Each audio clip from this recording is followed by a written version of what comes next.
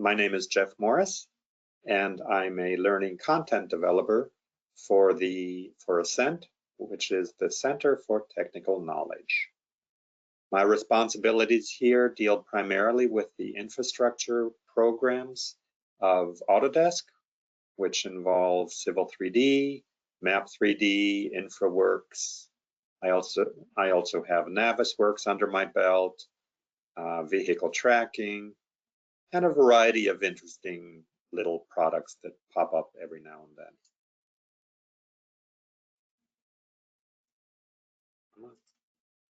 Okay.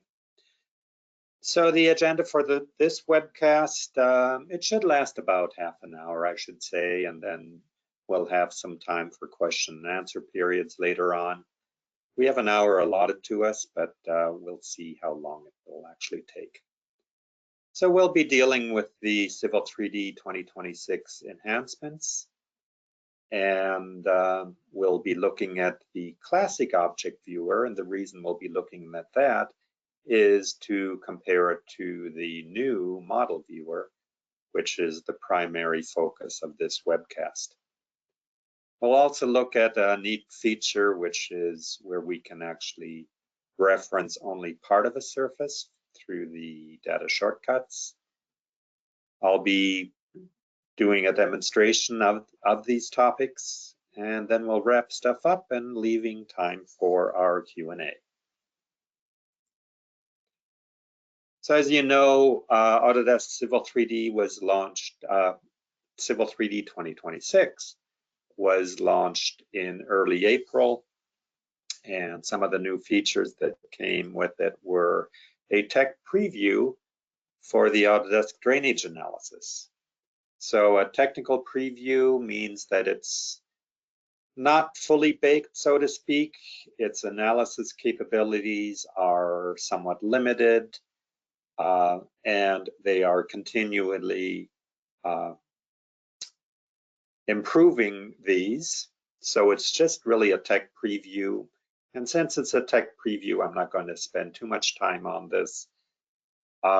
Eventually, hopefully, it will become a permanent feature of 2026. And at that time, I'll be doing a webcast for that. So with the drainage analysis, what they do is they've introduced 3 new objects, Civil 3D objects: the pond, the underground storage, and the channel. And they introduced commands for that, where you can create these either from scratch or by picking objects. And of course, there's corresponding styles for these new objects. The model viewer, this is what this webcast is all about, and we'll be spending a lot more time on this. And also partial surface referencing. So there's this inconspicuous little box down in the lower left corner where you can reference only part of a surface. And we'll be looking at that in more detail as well. Another new feature within Civil 3D 2026 is tighter integration with the Autodesk Construction Cloud. There's a variety of civil tools that allow you to see these civil objects within the Construction Cloud. And then there's a variety of tools to see the stationing, slopes, etc. of these various Civil 3D objects. My Insights is an interesting thing where you can see insights within a particular drawing when it was saved, and the variety of commands that were done within that drawing, or your own insights within how you work with Civil 3D. It may give you alternate suggestions for workflow, suggest different commands that you can do. It's quite an interesting development.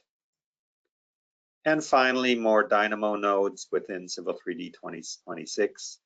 And these are ones that deal primarily with the new draining objects that we already referred to. Okay, so the object viewer, you're probably all quite familiar with this. It's it's the traditional classic tool for examining Civil 3D objects. And it is accessible through the contextual ribbon and through a variety of right-click menus.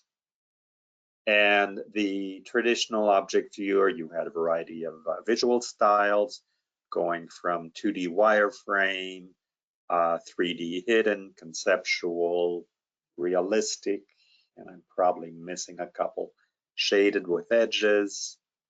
So we have these visual styles that we can set. There's a variety of preset views like the 6 sides of the cube, top, bottom, right, left, etc. And the isometric views, the 8 isometric views. Within the object viewer, you could save an image. You could switch from parallel to perspective modes within the object view.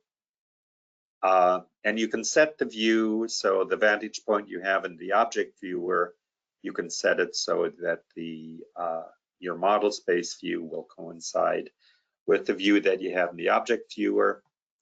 But the big one was that this is not a modeless window. And what that means is that when you're on the object viewer, you can't work within Civil 3D. You have to exit the object viewer to continue to work with Civil 3D. That's what a modeless window means, is you can have the window open while you're working in Civil 3D.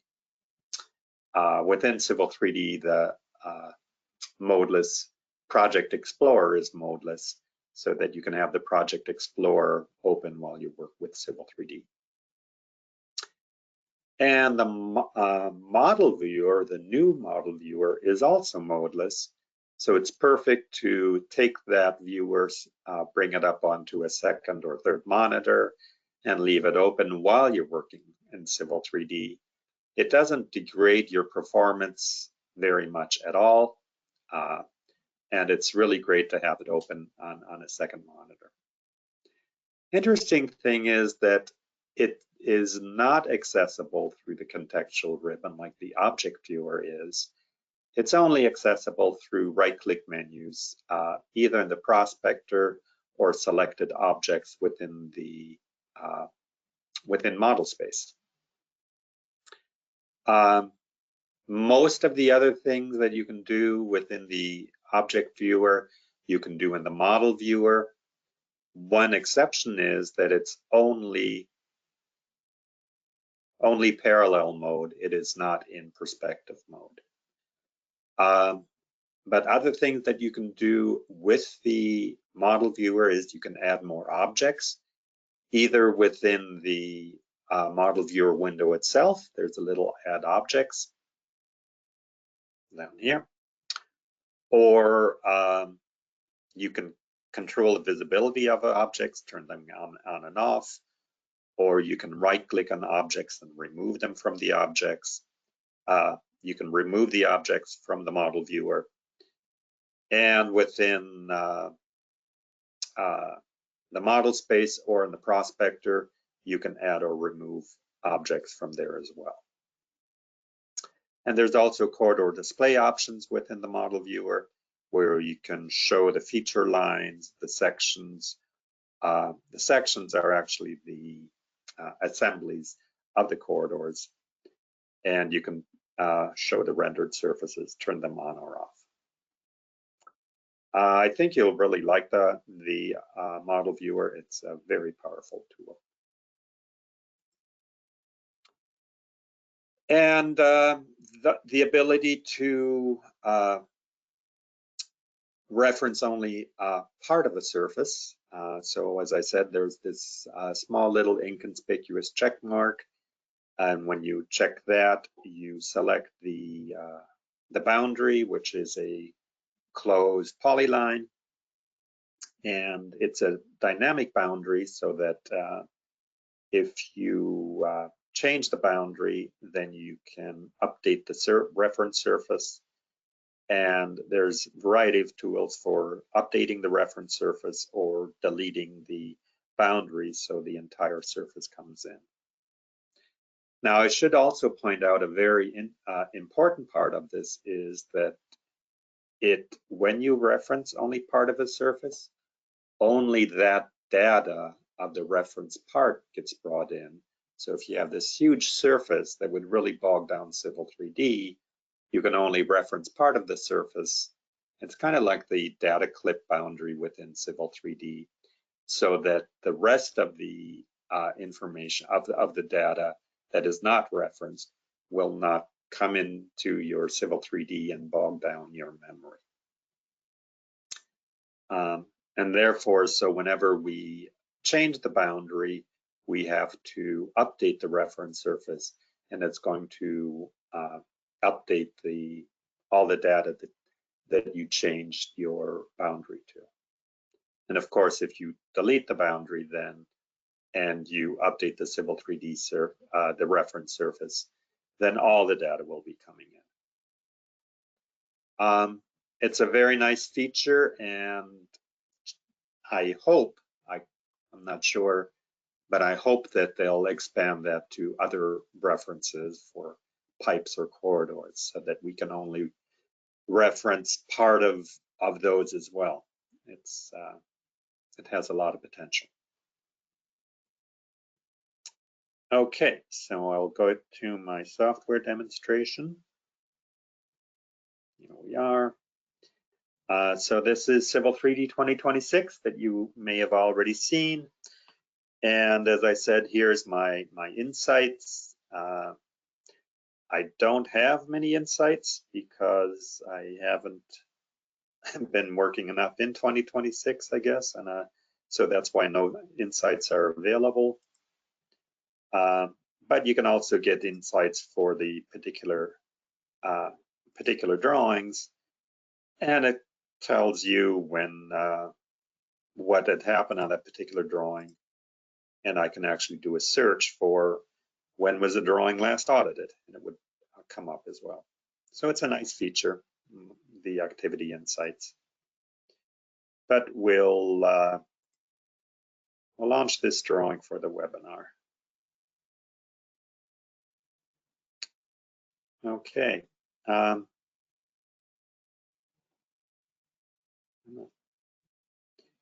So let's, as you probably know, if I select an object, then in my contextual ribbon, I have my object viewer.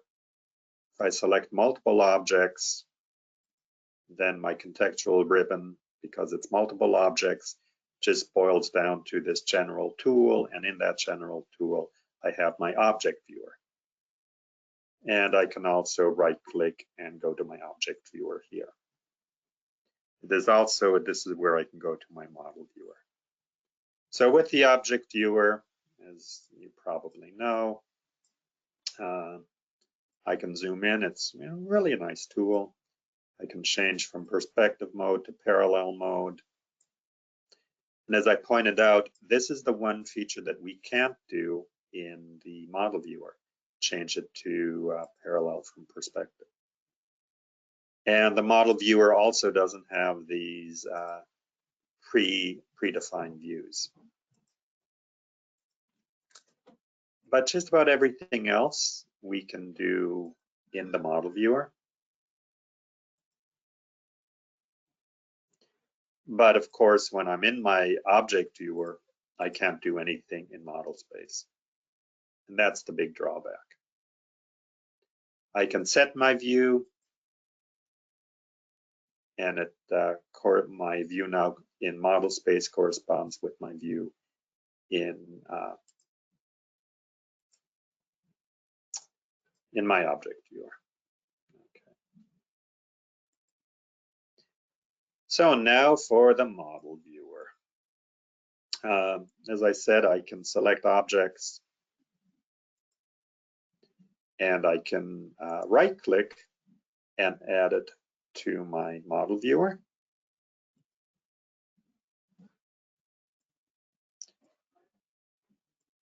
And I have a variety of tools down here.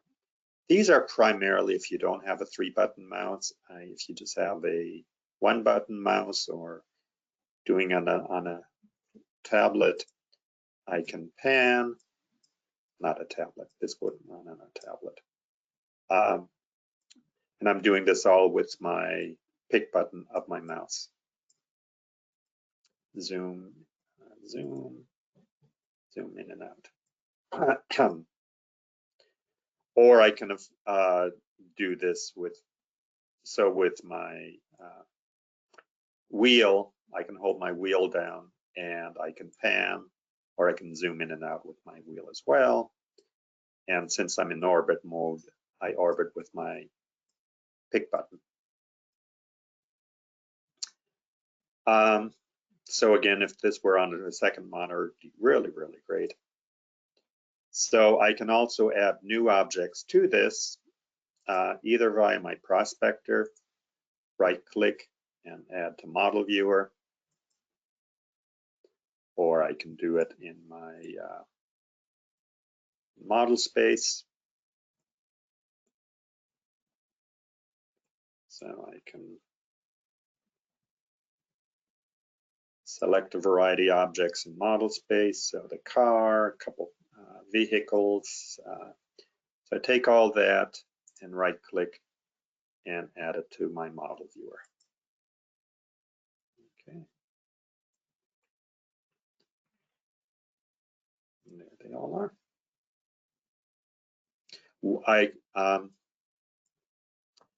Now I have all my objects listed here. So any of these objects I can,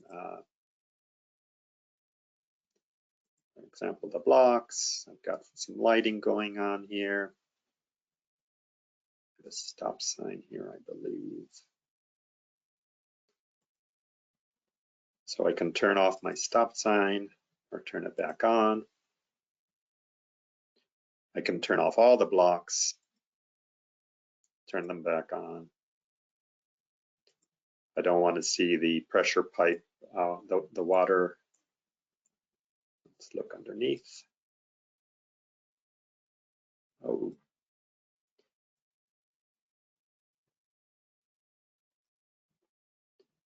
Go to my zoom. Pan across. So I can turn off my water network and turn it back on. Or I can orbit again. So if I don't want to see this particular vehicle, I can actually right click, go down to the lowest member of the branch, and then you can actually remove that from model viewer.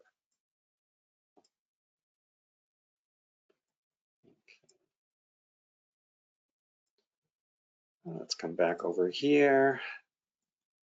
You can add XREFs as well. So I have two XREFs here. One is the base. I can add that to my model viewer.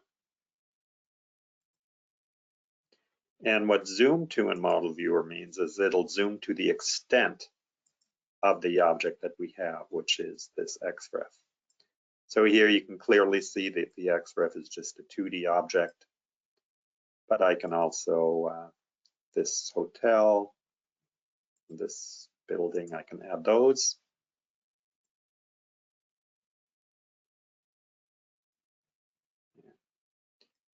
These are large 3D models, so it does take a little bit to come in. But all in all, the response of the model viewers is really quite impressive. Okay. So under my settings, this is where I have my different conceptual, hidden, shaded with edges and wireframe. The one that's not there, that was in the object viewer, is realistic.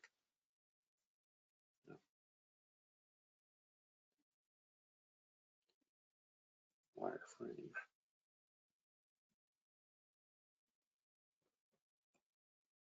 And if I zoom into this corridor,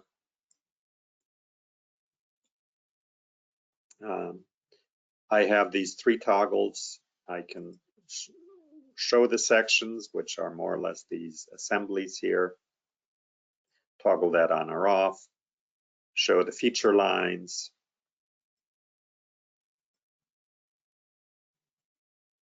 or show the surfaces. Okay. One thing that is definitely on the wish list is to make the surfaces transparent. So I have my finish ground here. I can turn that on and off.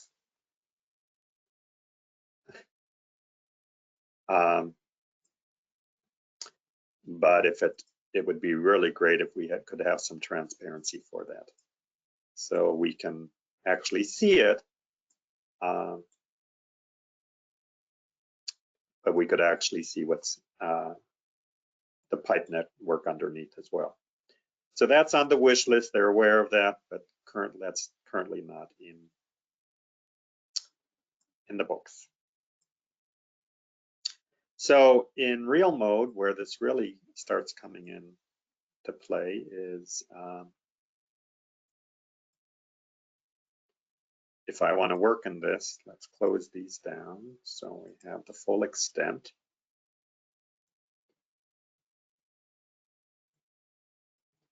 So you see this drop off here for the corridor. The reason is that my profile, my elevations exceed beyond my surface that it's sampling, the existing ground. So if I just pull this back, then you see the results automatic being displayed in my model view immediately. I should also point out that if I go to my options and I set my background to white,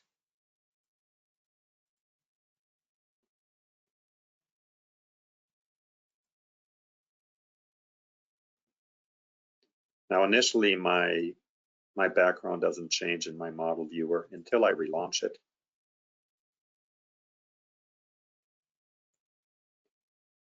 Now if I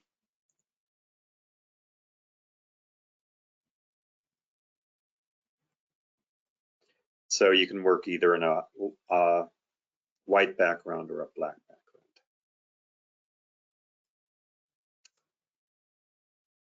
background. Set view, that's like we had in our model viewer, in our object viewer. Come on. There we go.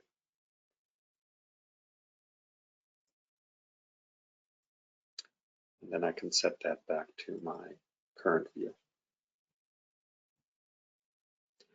Okay, so that's the model viewer. Now let's look at the referencing surface here. You see this closed polyline? And through the properties, you'll see that it is indeed closed. I haven't experimented yet if it will work with an open polyline. I don't think it will. So it's a closed polyline, just a 2D polyline. I have my existing surface here and create a reference. And there's this little checkbox here. 2 and 10 foot background, existing ground. It's asking me to select the polyline. And oh, there's a bit of something going on here, an XML file not found. But so the surface comes in. And once again, this is like a data clip. Let's select my polyline. So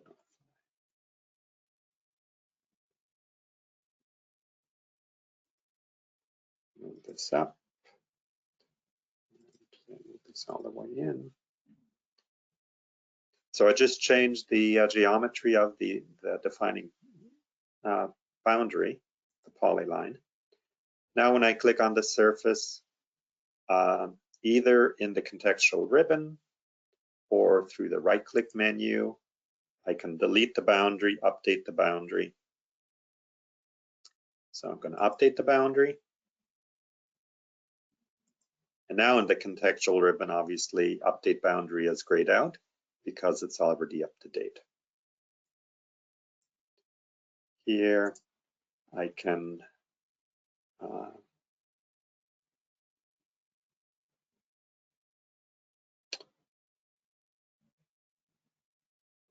but I could delete the boundary here. I certainly can from my right-click menu. Delete the reference boundary. Now I deleted the reference boundary. This is out of date. It shows me that it's out of date. And in my contextual ribbon, my only choice is to update the reference surface. And the whole thing comes in. So a limitation with this is I can only have one boundary. I can't have multiple boundaries.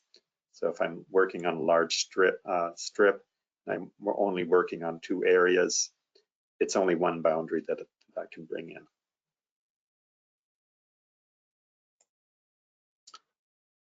Okay.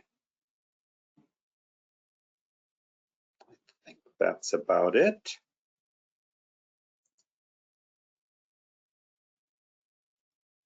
Okay. So I'll go back to my presentation here.